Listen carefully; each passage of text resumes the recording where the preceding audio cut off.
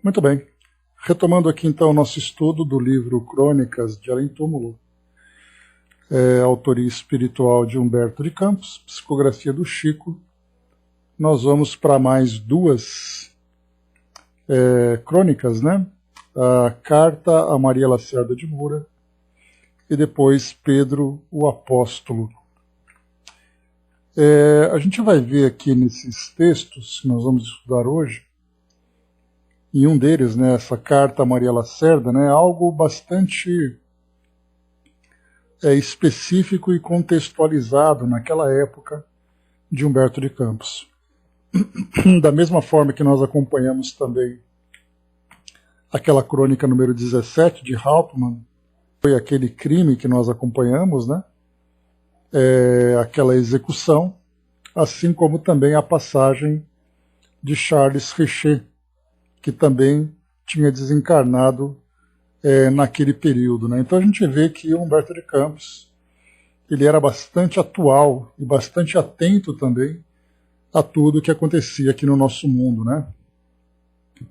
Pois é, Brás, né? O que eles contestam, na verdade, não é a inocência ou não, porque Humberto de Campos ele teve esse cuidado, mas o que ele questionava foi a forma como tudo aquilo aconteceu, né? Então, assim, uma certa negligência na apuração dos fatos. Então, o que faltou, na visão dele, foi realmente algo conclusivo e não simplesmente algo midiático, como aconteceu na época, né? Então esse foi o apontamento dele. Mas vamos lá. Nós vamos aqui então Carta a Maria Lacerda de Moura, primeiro conhecendo quem é essa personagem a quem Humberto de Campos direciona a sua mensagem. Bom, ela nasceu em 1887 e desencarnou em 1945. Portanto, né, ela era contemporânea de Humberto de Campos. Chaconete, bom dia. Aqui na Wikipédia nós temos um pequeno resumo sobre a história dela, que diz assim para nós. Só um instantinho.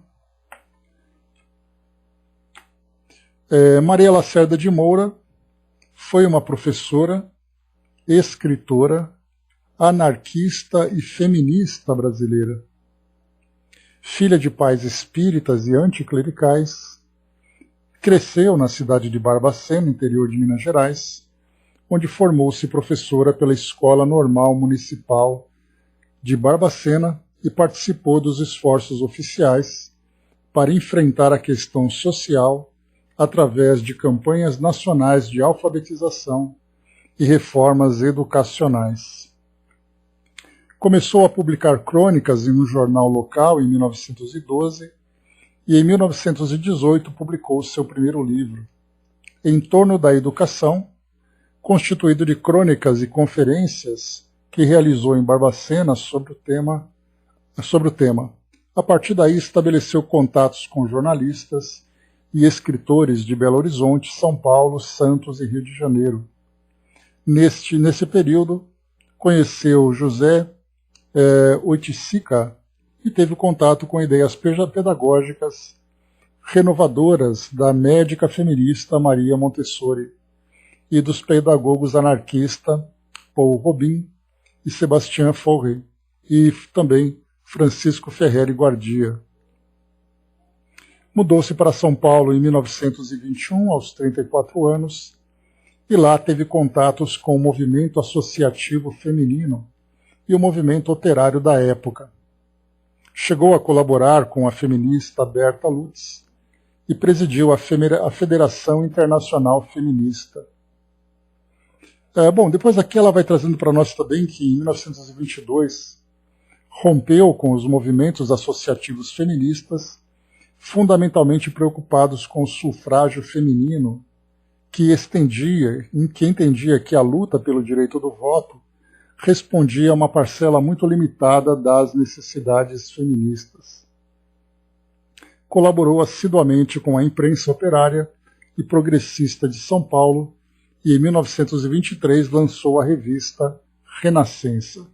E aí então vai aqui, né, o seu a sua biografia, falando um pouquinho desse movimento pacifista, educacional, feminista, antifascista, né, principalmente naquele período da Segunda Guerra Mundial, onde ela procurava ali, né, condenar aquele ato de guerra e todos aqueles que eram responsáveis também.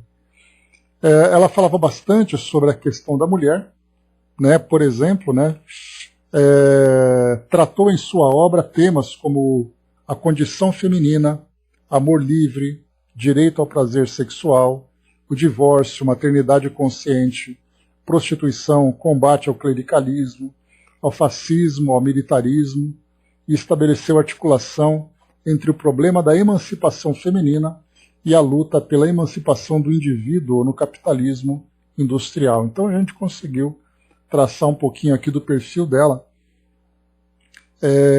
Depois tem histórias, né, relacionadas a todas essas grandes movimentações, né, que ela vivenciou na sua época, sendo uma pioneira, lembrando de muito do que ela falava, principalmente na luta pela liberdade da mulher. Na década de 1920, esse tema realmente só foi tratado a partir de 1960, 1970, naquele grande movimento feminista, né, pós ali Segunda Guerra, né? Então ela teve esse protagonismo aqui no Brasil, falando sobre, né, despertando atenção para todas essas necessidades, principalmente na parte educacional. Bom, ela tinha, como foi colocado para nós aqui, tem um artigo bem interessante, que mostra aqui a relação dela com a religião, né? Então eu estou aqui com um artigo que foi publicado a respeito dela, de um documento aqui da universidade. A autora ressaltou a discriminação vivenciada por alunos de diferentes grupos sociais e etnias na escola católica. A vontade de ser irmã de caridade deu espaço ao olhar crítico sobre a instituição que divulgava valores cristãos, como respeito e amor ao próximo, mas que adotava práticas discriminatórias. Só um instantinho. Adotava práticas discriminatórias no sistema educacional. A relação de Maria Lacerda de Moura com a Igreja, portanto, não era superficial ou desprovida de vivência. Apesar de ter sido fortemente influenciada pelos ensinamentos das Irmãs de Caridade, a autora pôde seguir um caminho diferenciado sob a orientação do pai. E aí vai falar o seguinte: segundo Maria Lacerda, nesse mesmo artigo, o pai a colocou em contato com o Espiritismo e isso não representou uma libertação dos medos. Ao contrário, ela deixou de ter medo do inferno e passou a temer os espíritos. Todas as suas considerações acerca das religiões das quais participou vão no sentido de mostrar ao leitor o quanto a crença gera medo e aí distancia a individualidade da liberdade. E aí tem uma pequena citação dela que diz assim: da religião católico-romana passei a frequentar sessões espíritas. Li, conheci de perto o que é o espiritismo religioso, de sessões e preces e mediunismo, sob todos os aspectos. O medo do inferno foi substituído pelo pavor dos espíritos. Criei-me apavorada numa atmosfera de horror e crença. Em breve, uma mistura de catolicismo e espiritismo bailava no meu espírito de criança, mas predominava em tudo o medo. Né? Então aqui depois vai desenvolvendo aqui todo o tema, né, em torno da história dela. Aqui é o livro O Combate, que é uma autobiografia que ela escreveu, que foi em 1929, né, que traz exatamente essa experiência que ela vivenciou. Mas muito bem, eu li para vocês essa introdução para a gente conhecer exatamente por que Humberto de Campos, então, direcionava essa carta a Maria Lacerda de Moura. Então não era apenas aqui uma crônica, mas nesse caso era uma carta direcionada a essa personagem. Então ele diz assim: inicialmente essa carta foi publicada no ano de 1936, no dia 24 de julho. Né? E aqui já é a primeira carta, fora, né, das cartas anteriores que Humberto de Campos tinha trazido para nós, especialmente aqui do livro... Só um instantinho...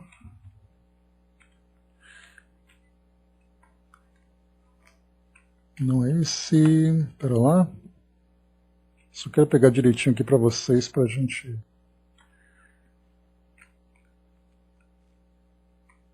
Aqui lembrando que ele tinha escrito inicialmente, eu tinha participado da primeira parte do livro Palavras do Infinito, que era, ele fez então ali a abertura, né, fez ali o prefácio e trouxe também ali 18 comunicações, 18 cartas, né, sendo que depois outros autores complementaram esse livro.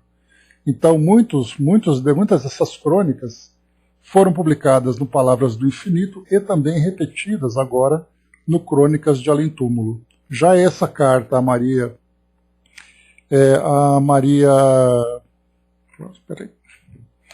Lacerda de Moura, já é, né, exclusiva desse livro que nós estamos lendo, Crônicas de Além Túmulo.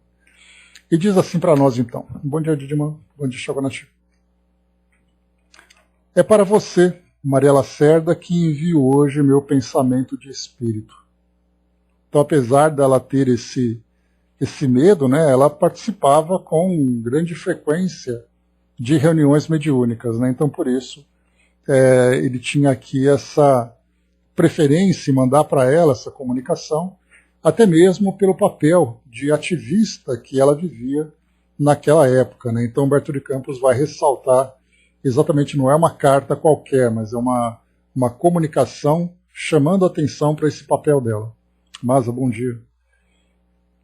É para você, Maria Lacerda, que envio hoje meu pensamento de espírito.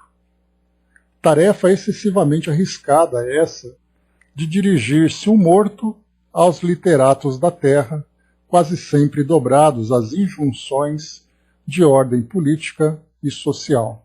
Né? Então já mostra aqui que o risco que o próprio Humberto de Campos se via pelo fato de se comunicar com literatos, né, com pessoas ligadas à literatura, mas cujo conteúdo era voltado para essas questões de ordem política e social. Basta a gente lembrar, por exemplo, quando se fala sobre Castro Alves, ele tinha ali nos seus poemas a visão da escravidão. Quando se fala sobre aqui Maria Lacerda, a visão dela era para essa questão da igualdade dentro da sociedade, do feminismo, da educação, né? E de repente vem um espírito e se comunica com ela. Quer dizer, qual é a relação que existe entre os interesses do mundo espiritual e os interesses desses escritores, né? Que foi o caso dela. Então por isso que ele coloca exatamente aqui essa tarefa excessivamente arriscada, inicialmente sendo simplesmente ignorado. Né? Então já começa por aí o risco que ele corria. É verdade que Berilo Neves, o ano passado, teve a precisa coragem de se referir na Associação Brasileira de Imprensa às minhas mensagens póstumas. Então, Berilo Neves era um outro escritor que comentou nessa Associação Brasileira de Imprensa das cartas que Humberto de Campos então vinha publicando após ali a sua desencarnação. Mas você, na serenidade do seu ânimo e na incorruptibilidade de seu caráter, pôde entender o meu pensamento e ouvir a minha voz. Ou pode entender o meu pensamento e ouvir a minha voz. Não sou estranho às suas atividades e aos seus estudos no plano das investigações espiritualistas. Saturada de sociologia, você reconhece agora, como eu, nos derradeiros anos de minha peregrinação pela Terra, a possibilidade remota de se consertar o edifício esburacado dos costumes humanos dentro de uma civilização de barbárie, onde a moral cai aos pedaços. E, voltando sua atenção para o mundo invisível, você conversa com as sombras, tornando-se a confidente abençoada dos mortos. Seu olhar, acostumado às grandes cidades sul-americanas, passeia agora, às vezes, no império do silêncio dos que já partiram do mundo, onde o seu juízo crítico vai buscar um motivo novo para falar caridosamente, acordando os homens. Quis ainda você constituir o seu novo ninho junto das catacumbas e dos salgueiros, e desse calado retiro estende-se o seu pensamento para o mistério da noite, povoada de sonhos e constelações. Aqui é interessante, né, Humberto de Campos, o modo como ele traz a observação de Maria Lacerda, comparado com aquele comentário em que ela tinha muito medo, né, do plano espiritual. Só que, naturalmente, a gente vê aqui, né, ela publicou aquele livro em 1929, e aqui Humberto de Campos está em 1936. Então se passaram ali 7 anos. Né? Então ele mostra aqui um perfil diferente, principalmente o interesse dela em olhar para o mundo espiritual, juntamente, claro, com o olhar que ela tinha para toda a sociedade. Mas ele continua. Os pensadores, Maria Lacerda, são impotentes para salvar o mundo da desgraça em que ele próprio submergiu.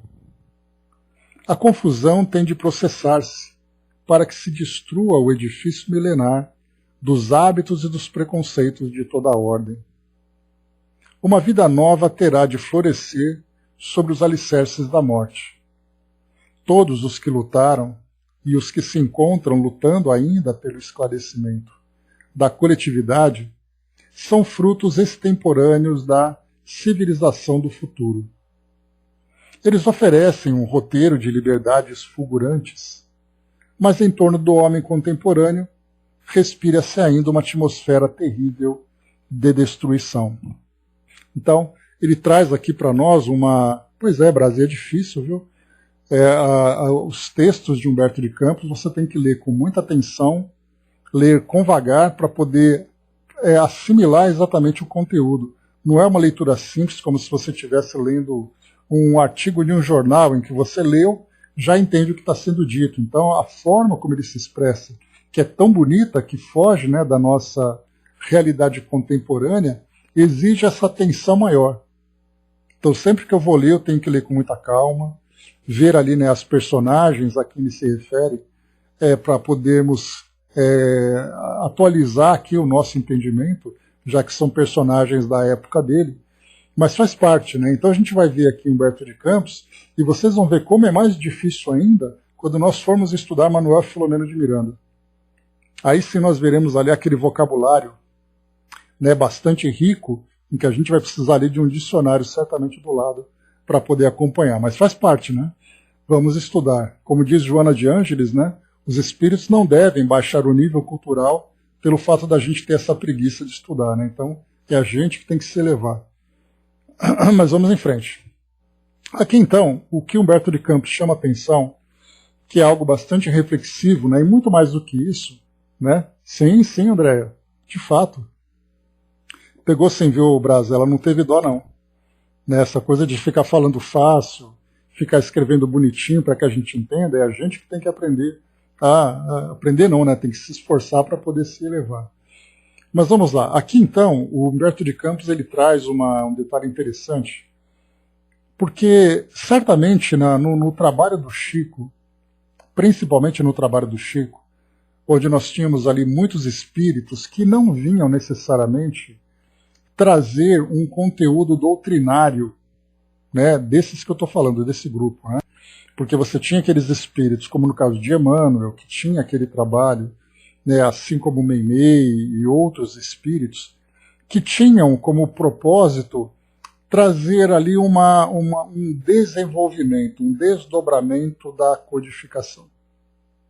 Emmanuel, por exemplo, né, como eu falo para vocês, quando nós estudamos o Evangelho segundo o Espiritismo, nós temos ali que é uma interpretação dos textos do Evangelho a partir da visão do mundo espiritual, conforme a doutrina espírita nos apresenta.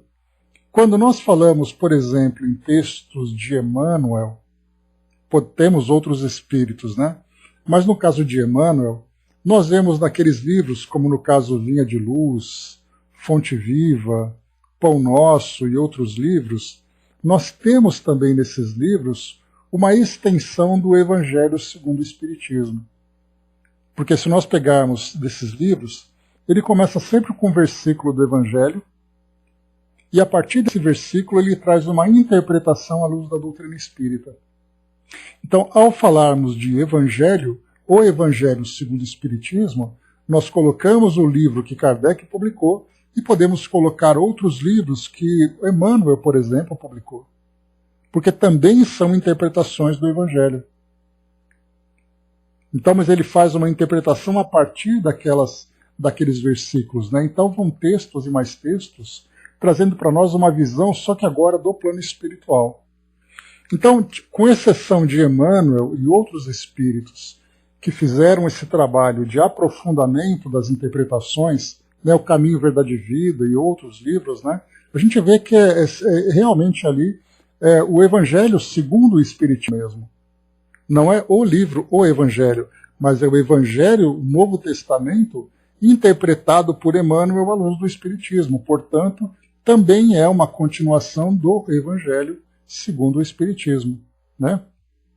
Então, com exceção desses espíritos que trabalharam nessa fundamentação da doutrina, ali na intimidade daquele círculo do qual o Chico, né, e outros amigos ali participavam, nós tínhamos espíritos que traziam comunicações e apontamentos falando sobre a realidade, falando sobre o cotidiano da sociedade em que eles estavam inseridos. Então, no caso de Humberto de Campos, nós vemos assim que ele faz comentários que não são comentários doutrinários, mas ele traz uma visão do mundo espiritual para mostrar exatamente essa dinâmica, essa atenção, esse vínculo que existe entre plano espiritual e plano físico, caminhando junto nessa mesma linha de pensamento. Então, Humberto de Campos, embora tivesse ali bastante atuante no mundo espiritual, dentro das suas necessidades evolutivas, dos trabalhos que ele fazia, nós vimos que ele continuava ainda muito atento às coisas que aconteciam aqui. E essas crônicas faziam referência exatamente a isso. Podemos ver assim que quando ele fala de uma personagem do plano espiritual, fala relacionado com o desenvolvimento do nosso mundo. Ele traz uma notícia de jornal, como foi o caso que nós vimos daquela execução. Nós vemos aqui Maria Lacerda, que era uma ativista aqui na nossa sociedade, mas ele mostrava exatamente a atenção dela com o mundo espiritual dentro daquele contexto social em que eles viviam. Então é bem interessante a gente perceber que naquele círculo do Chico, muitos espíritos vinham para fazer comentários sobre coisas do cotidiano. Mas como não eram temas que eram de interesse para a doutrina espírita de um modo geral, aqueles textos ficavam fechados, né, ficavam ali circunscritos dentro daquele grupo. Então por isso que nesse parágrafo, quando ele coloca que os pensadores são impotentes para salvar o mundo, porque esses pensadores traziam ideias, muitas vezes, né, interpretadas como temas utópicos. Ou seja, fantasiando uma sociedade perfeita, fantasiando um mundo perfeito. Então os pensadores apontavam o que pode melhorar, o que está errado, o que pode ser combatido, o que pode ser destacado e tudo mais, mas que dentro daquela realidade tinha muito pouco efeito. Porque aquela sociedade se encontrava ali num processo de entreguerras, né, que era um processo em que o mundo estava em ebulição. Não em evolução, mas ebulição. Nós veremos aqui Humberto de Campos mencionando sobre todas as situações de países naquele período que antecedia a Segunda Guerra Mundial, vivendo ali situações que precipitaram ou que deram ali que foram o estopim para que tudo aquilo acontecesse. Por isso ele coloca, lendo mais uma vez aqui, os pensadores são impotentes para salvar o mundo da desgraça em que a confusão tem que processar-se, para que se destrua o edifício milenar dos hábitos e dos preconceitos de toda a ordem. E aqui essa frase me fez lembrar a lei de destruição. para que você possa construir algo novo, é importante que você destrua aquilo que se encontrava de um modo imperfeito, embora tivesse ali a sua utilidade em determinado momento, mas que já era a hora de derrubar aquele edifício para dar espaço para uma nova construção. Por isso ele coloca que a confusão tem de processar-se. Então precisa haver aquela quebra de paradigmas, mudanças de valores, quebras de estruturas da sociedade para que algo novo surgisse.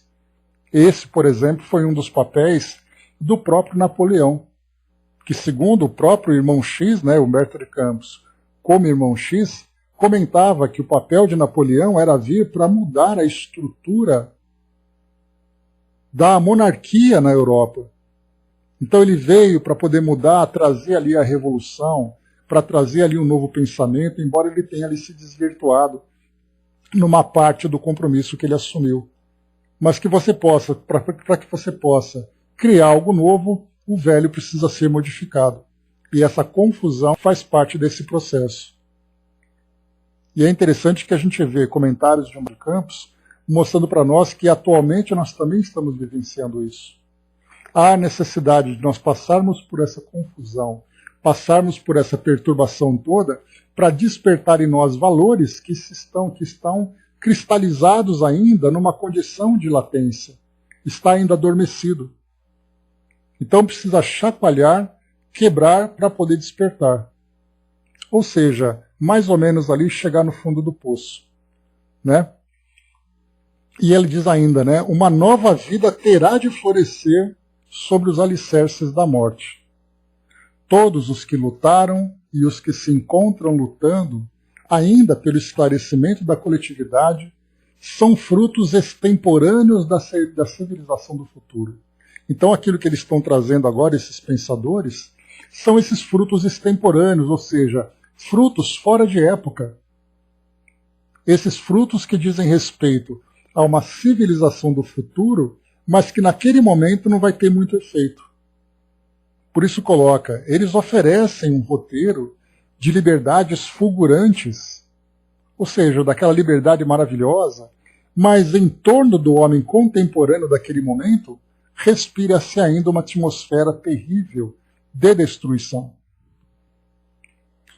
Há vários decênios, ou seja, várias décadas, luta-se teoricamente para que um novo estado de coisas se estabeleça no mundo.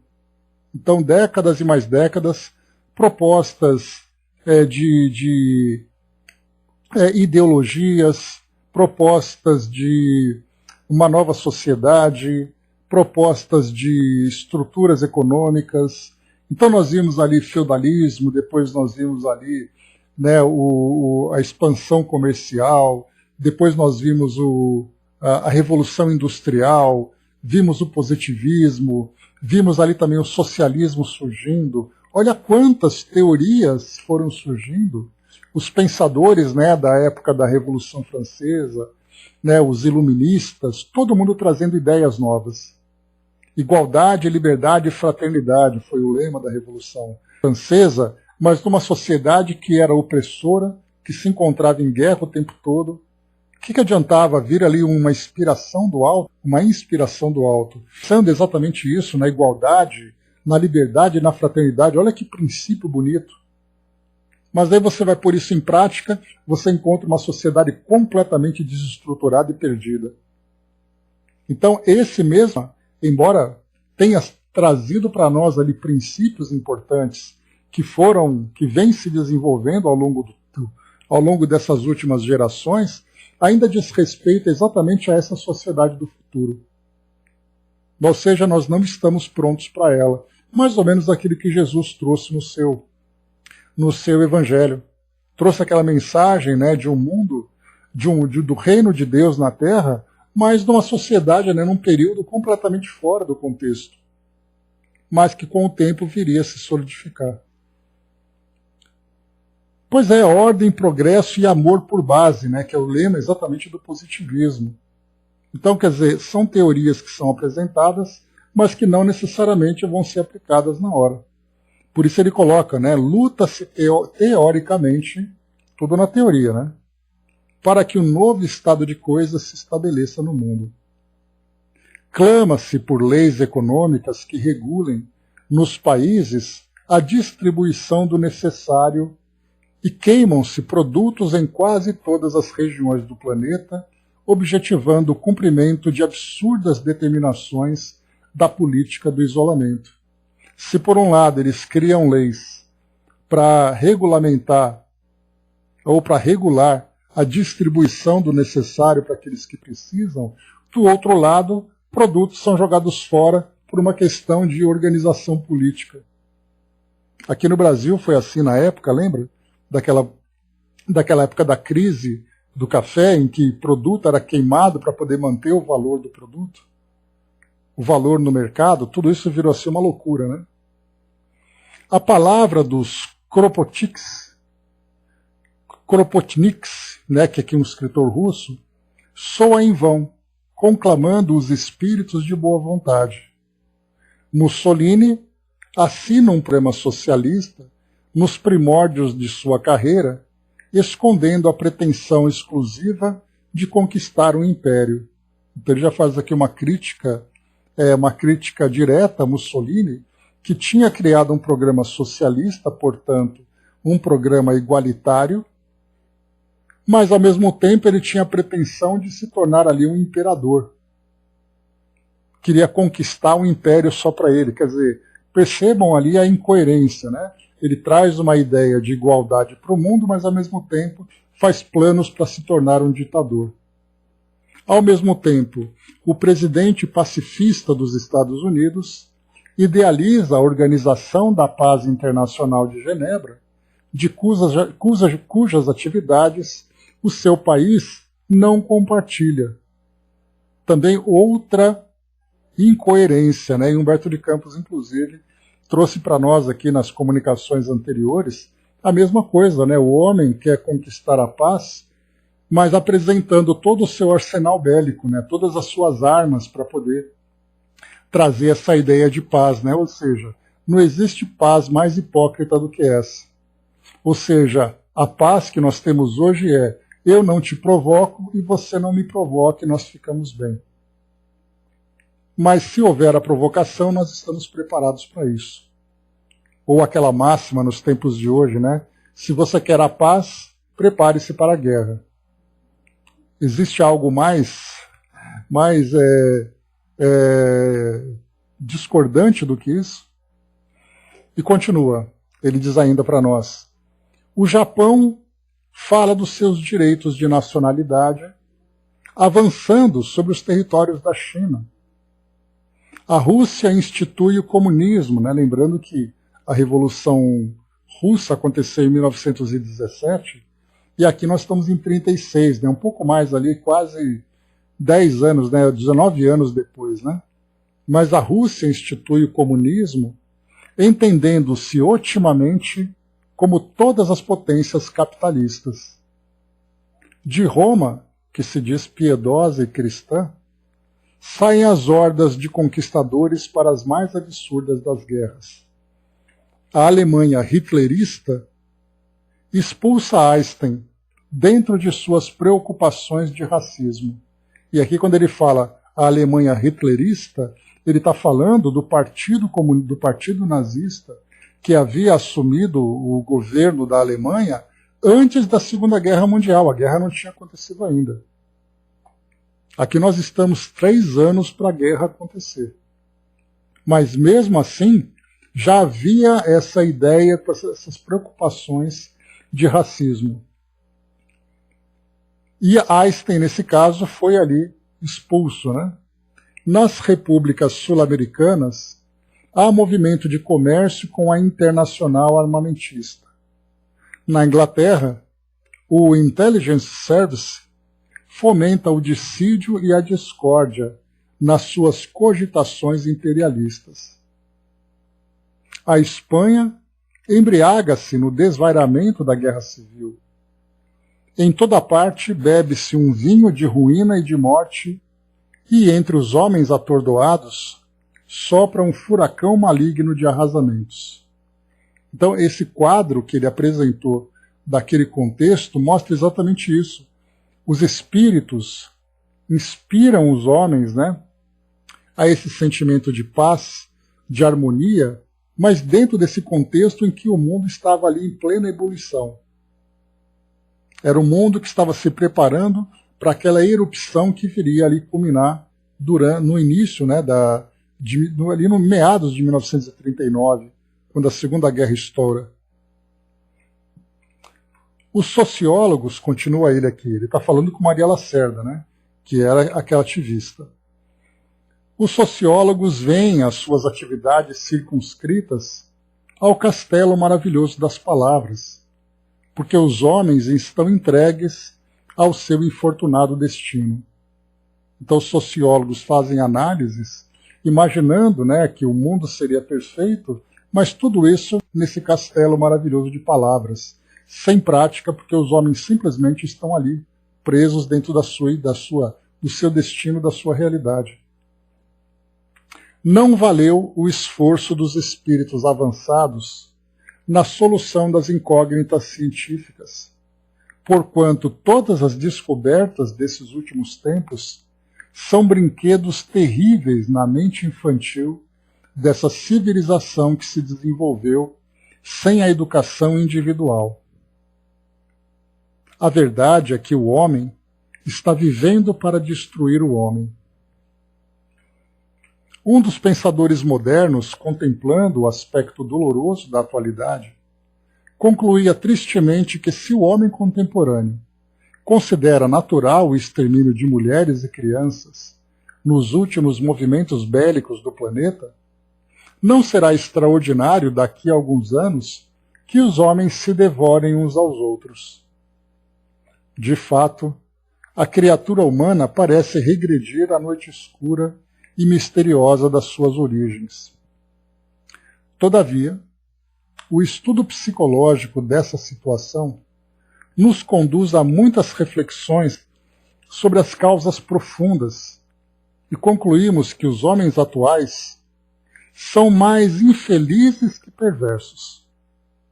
Então, diferentemente do passado, onde se via na humanidade esse instinto ainda primitivo, agressivo, violento, naquela atualidade é a infelicidade, em que o homem vive aquela ambição de querer encontrar felicidade no mundo, mas uma felicidade para si mesmo, fazendo com que aqueles que se tornam obstáculos sejam retirados à força, porque ele quer satisfazer essa felicidade que é insaciável, né? Porque simplesmente ele não consegue compreender a realidade do espírito.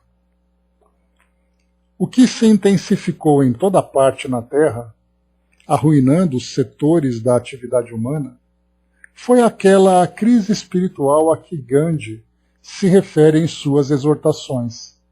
Ele mesmo fala da sua crise espiritual, que ele precisava buscar o mundo espiritual na sua crença. E, na verdade, a própria Madre Teresa também viveu uma crise espiritual semelhante, nas suas cartas, que ela trazia confidências a um bispo que era amigo dela, que vivia nos Estados Unidos, e ela falava de um vazio interior, apesar de toda a fé que ela tinha. O Ocidente poderia salvar-se, conservando o equilíbrio do mundo, se o cristianismo, em sua simplicidade e pureza, não fosse deturpado pelas igrejas mercenárias. A moral cristã teria fatalmente de evolver para a simplificação suprema da vida, se os religiosos não a tivessem asfixiado no cárcere estreito de suas cogitações políticos-sociais. Então ele já começa a trazer para nós aqui o interesse das instituições religiosas, em especial das igrejas, nessa ideia de poder, e posição dentro da sociedade, perdendo o seu principal objetivo, que era a escola de educação espiritual. Fazer com que as pessoas se espiritualizassem, se fortalecessem nesse aspecto, mas acabaram se tornando muito mais instrumentos de ativismo político-social. E o resultado de tão nefastos empreendimentos é a atualidade dos homens, inçada de morticínios e crivada de dores. Contudo, há uma providência misericórdia acompanhando os surtos evolutivos da Terra.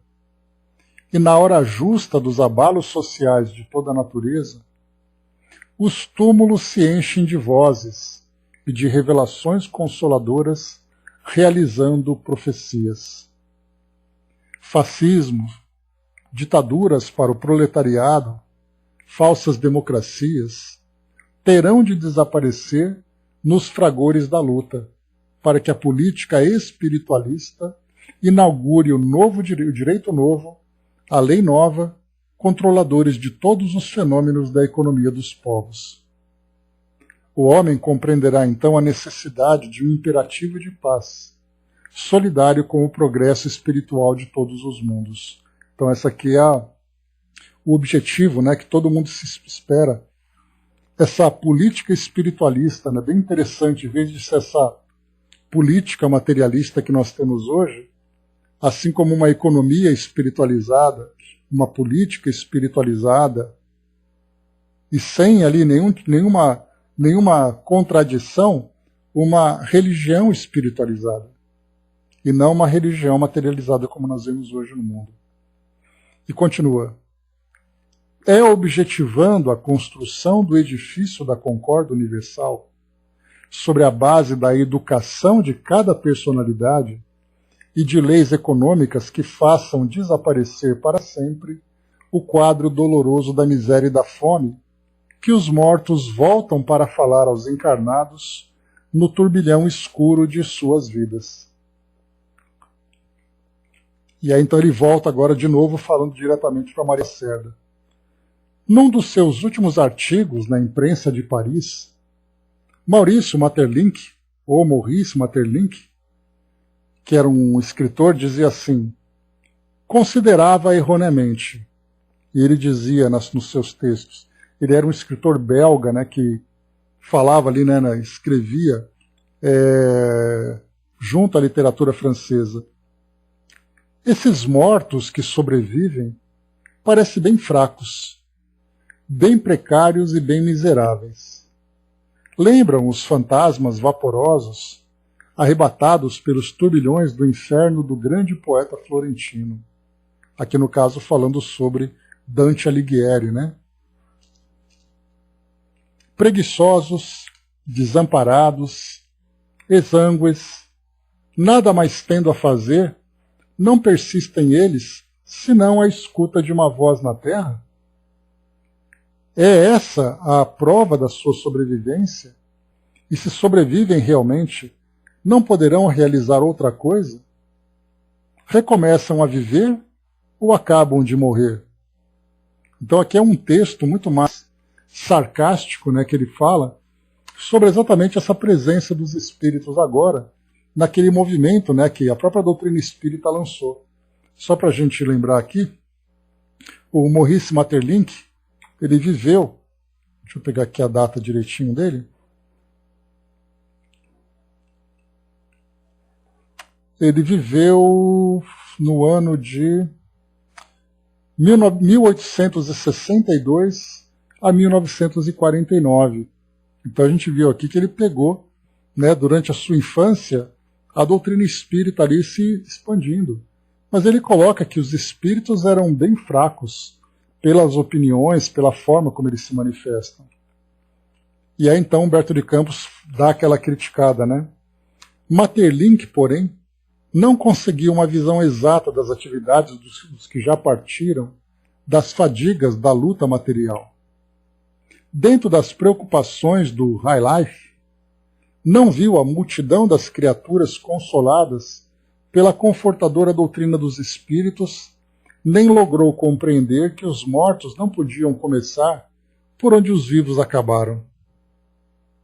Os homens terminaram sua luta na organização exclusivista, na ciência presunçosa e na suposta infalibilidade. Mas os mortos iniciam a sua cruzada junto dos que sofrem e dos que raciocinam.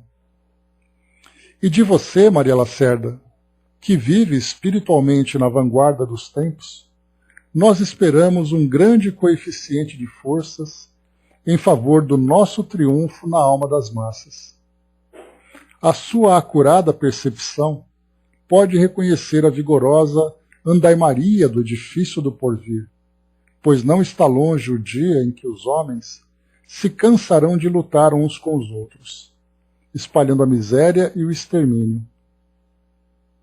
Os lobos famintos da civilização armamentista ficarão sob os escombros fumegantes das suas grandezas, e a alma cristã cantará a glória dos edifícios e dos bem-aventurados. Você, Maria Lacerda, tem muito o que fazer.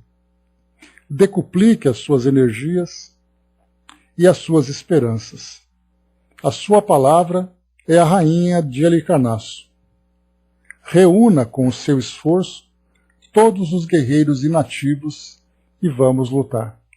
Então aqui uma carta direcionada a ela, que era bem específica e bem contextualizada dentro aí das necessidades dela, e Humberto de Campos fez esse comentário exatamente porque ela tinha ali esse conhecimento sobre o mundo espiritual a partir das reuniões que ela frequentava, né? Mas era ali algo bastante específico daquela realidade dela. Então, muito bem. Isso aqui, então, é a primeira carta dela. E a gente já segue aqui para a segunda, né? Porque ali a gente já viu tudo aquilo que Humberto de Campos coloca, né? A dificuldade dos espíritos em trazerem sua voz, ou suas vozes, para falar sobre o mundo diferente, o mundo melhor, né? Mas os homens completamente afogados dentro dos seus próprios dramas, dentro de suas próprias aflições, a partir daquilo que eles criaram, né? E hoje o contexto não é lá muito diferente, né?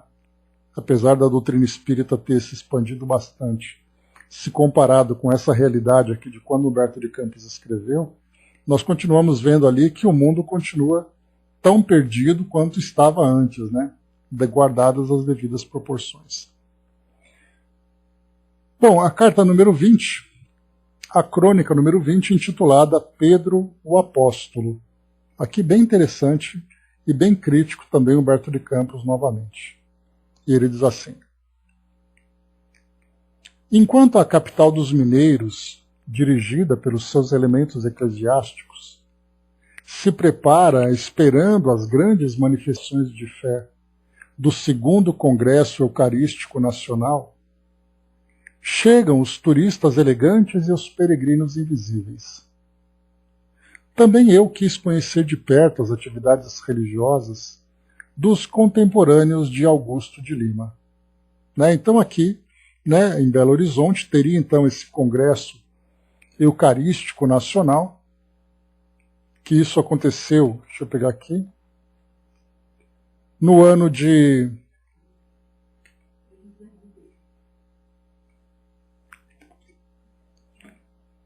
meia hora. Então aqui o congresso aconteceu em 1933. Isso, 1933. Ele diz assim: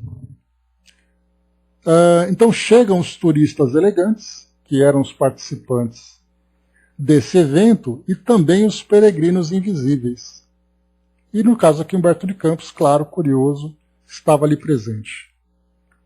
Na Praça Raul Soares, espaçosa e ornamentada, vi o monumento dos congressistas elevando-se em forma de altar, onde os atos religiosos são celebrados. No topo, a custódia rodeada de arcanjos petrificados, guardando o símbolo suave e branco da Eucaristia. E cá embaixo, nas linhas irregulares da terra, as acomodações largas e fartas, de onde o povo assistirá comovido às manifestações de Minas católica. Então ele descreve aqui para nós um cenário onde aconteceria esse grande evento, esse grande encontro da Igreja Católica. Foi nesse ambiente que a figura de um homem trajado à israelita, lembrando alguns tipos que em Jerusalém se dirigem frequentemente para o lugar sagrado das lamentações, aguçou a minha curiosidade incorrigível de jornalista. Então ele viu, né, esse homem vestido como se fosse, né, um judeu. Um judeu? Exclamei, aguardando as novidades de uma entrevista. Ou seja, né, imaginemos, né, em Belo Horizonte, onde você tinha um congresso eucarístico, né, da Igreja Católica, de repente você vê um espírito trajado de judeu. Um judeu? Exclamei, aguardando as novidades de uma entrevista.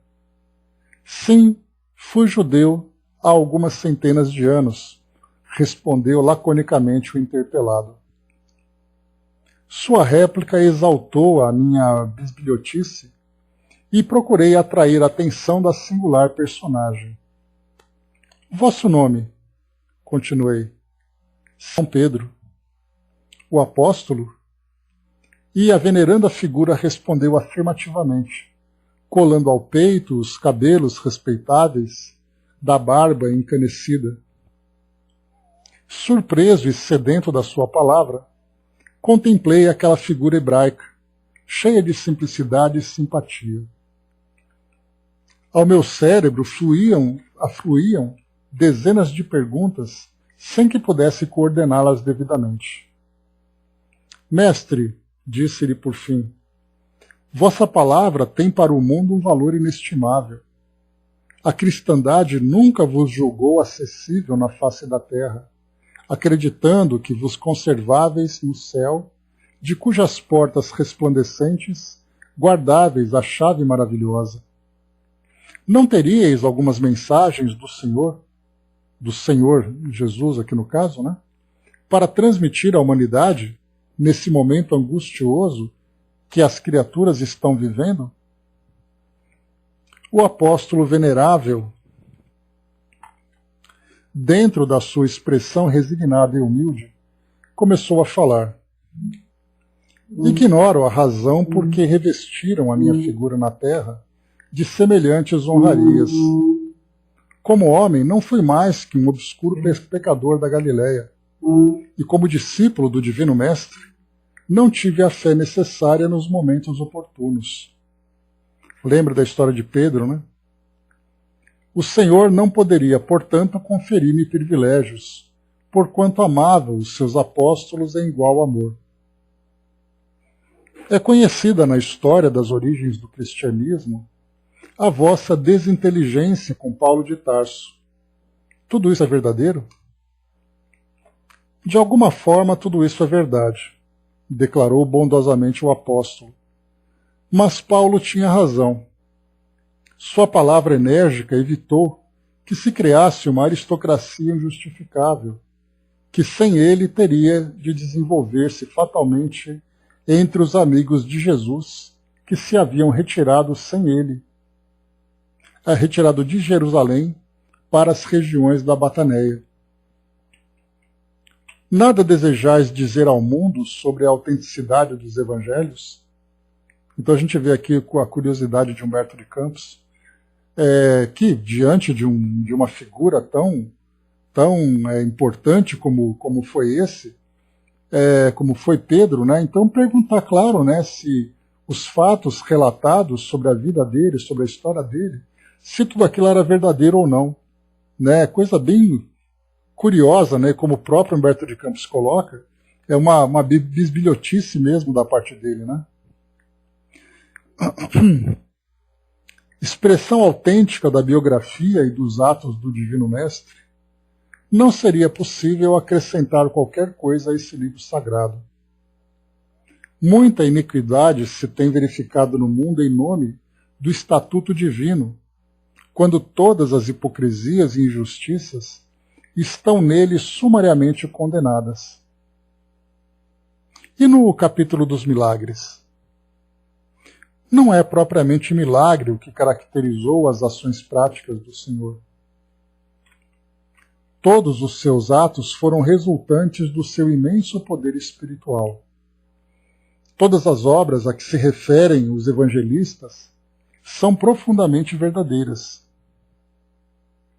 E como quem retrocede no tempo, o apóstolo monologou.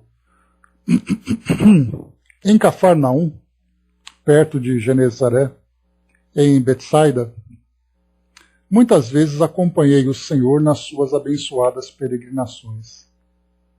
Na Samaria, ao lado da Cesareia de Filipe, vi suas mãos carinhosas dar vistas aos cegos e consolação aos desesperados. Aquele sol claro e ardente da Galileia ainda hoje ilumina toda a minha alma, e decorridos tantos séculos, depois de minhas lutas no mundo, ao lado de alguns companheiros, procuro reivindicar para os homens a vida perfeita do cristianismo, com o advento do reino de Deus, que Jesus desejou fundar com seu exemplo em cada coração.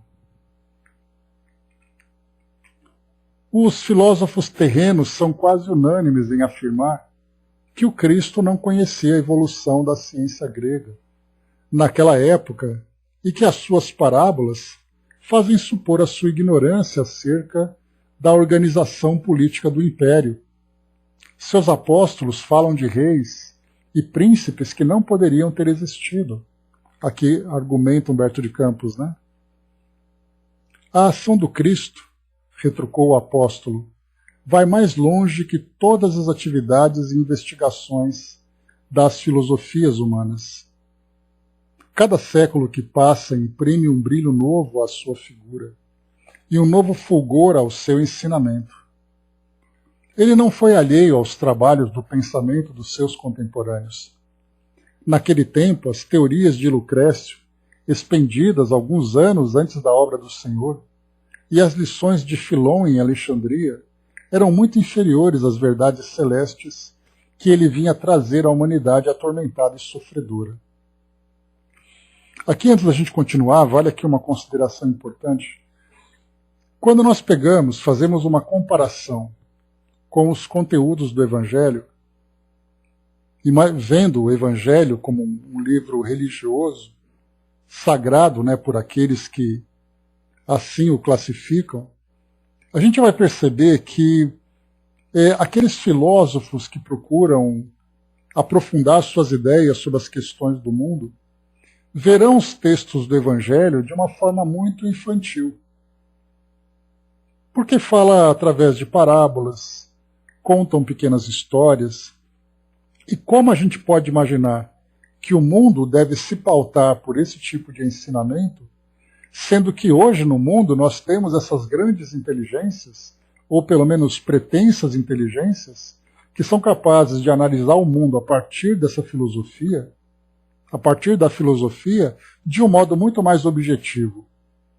Pegarmos, por exemplo, né, a filosofia Sócrates, Platão, pegarmos a filosofia dos iluministas, que são aqueles homens que escreveram livros e mais livros com palavras, com teorias, com ideias altamente complexas, e de repente você faz uma comparação com o Evangelho. E é claro que você vai ver ali um texto muito simplificado, em que houve a necessidade de contar pequenas histórias, que são bonitas, não tenhamos dúvida disso, mas que, se comparado com esses filósofos que trazem essas questões do mundo material, os evangelhos são textos superficiais. Dentro dessa visão materialista, como é que eu posso ficar pensando em reino dos céus, que eu sou o caminho, verdade e a vida, sendo que o mundo, né, as coisas acontecem no mundo agora, com as necessidades do mundo, com as necessidades de mudança, com as necessidades das pessoas. Por isso esse comentário que o Humberto de Campos fez, ele tem ali o seu valor. Por isso ele coloca novamente: os filósofos terrenos são quase unânimes em afirmar que o Cristo não conhecia a evolução da ciência grega naquela época, e que as suas parábolas fazem supor a sua ignorância acerca da organização política do Império Romano. Seus apóstolos falam de reis e príncipes que não poderiam ter existido.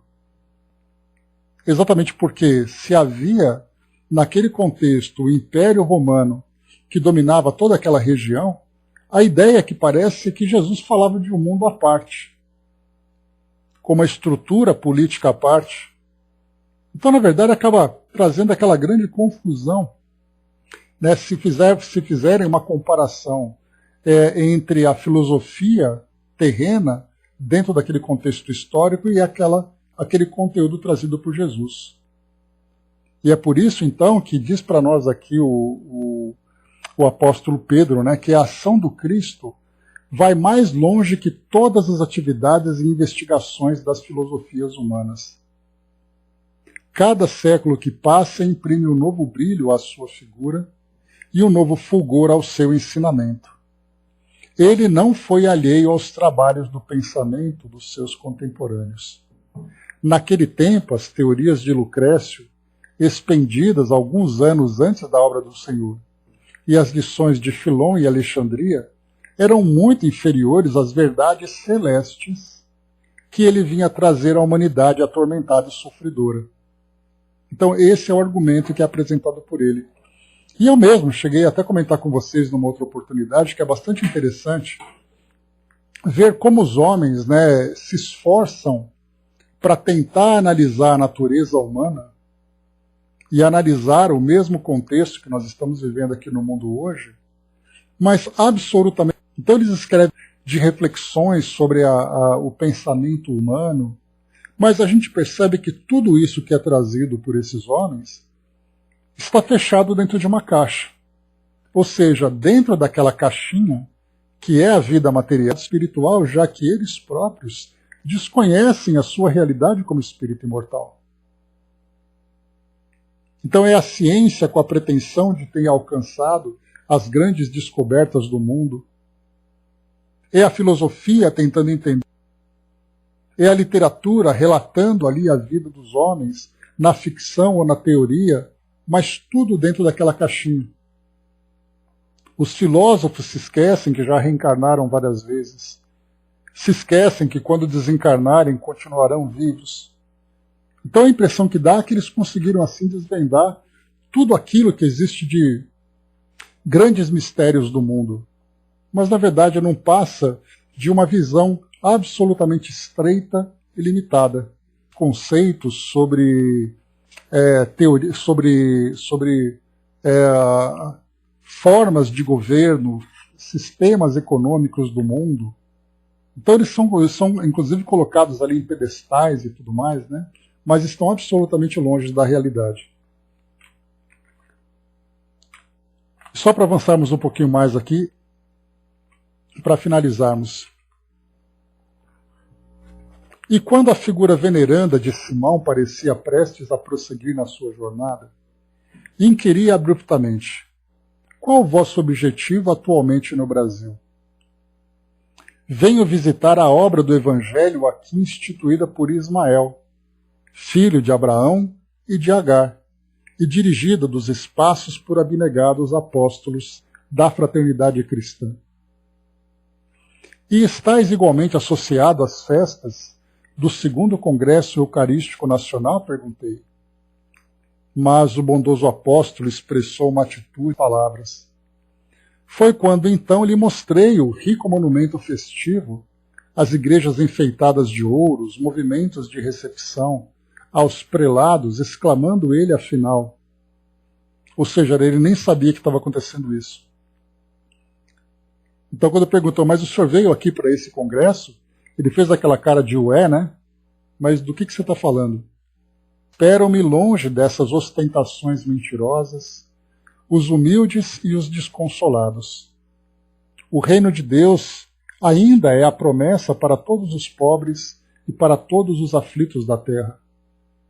A Igreja Romana, cujo chefe se diz possuidor de um trono que me pertence, está condenada no próprio Evangelho, com todas as suas grandezas bem tristes e bem miseráveis. A cadeira de São Pedro é para mim uma ironia muito amarga. Nesses tempos faustuosos, não há lugares para Jesus nem para seus continuadores. E que sugeris, mestre, para esclarecer a verdade? Mas nesse momento, o apóstolo venerando enviou-me um gesto compassivo e piedoso, continuando o seu caminho depois de amarrar resignadamente o cordão das sandálias. Então aqui, um texto bastante crítico até de Humberto de Campos a respeito da vivência da religião no mundo e a distância da espiritualidade em que todos nós, enquanto sociedade humana e nossas instituições, ainda estamos, né? Mas muito bem, né? Dudu trouxe para nós aqui, muito obrigado pela participação. Eu fico imaginando, né, como os nossos amigos do outro lado ficam tentando trazer para nós aqui alguma explicação para essas coisas que a gente vai lendo e percebendo exatamente essa confusão que a humanidade vivencia, né? Mas diz aqui para nós: enquanto não retirarmos das convicções vivenciadas pelo ser terreno, esse homem que dividiu o cristianismo em muitas abas, religiões e doutrinas que só poderá melhorar quando um dia tudo isso for reunido em uma coisa só. E digo-vos mais, isso vai demorar e muito a acontecer.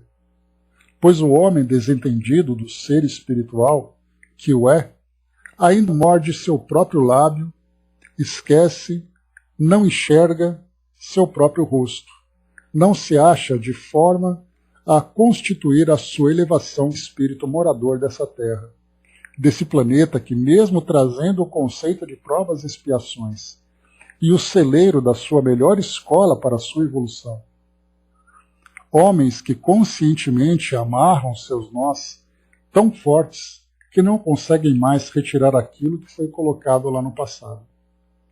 E assim as brigas, por ser a melhor forma dele, será melhor que a outra. A invenção de dogmas, paradigmas de coisas que nada têm a ver com o que é colocado nas escrituras de nosso Evangelho.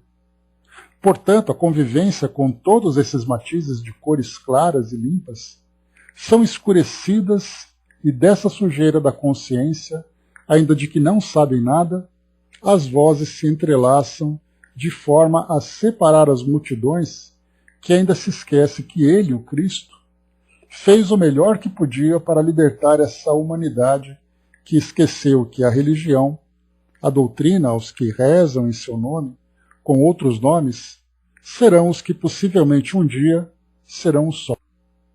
Mas, como disse, isso ainda vai demorar.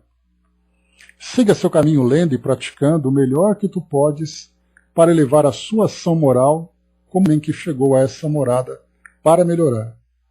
E isso sim acontecerá. Uns irão subir, enquanto outros demorarão a crescer.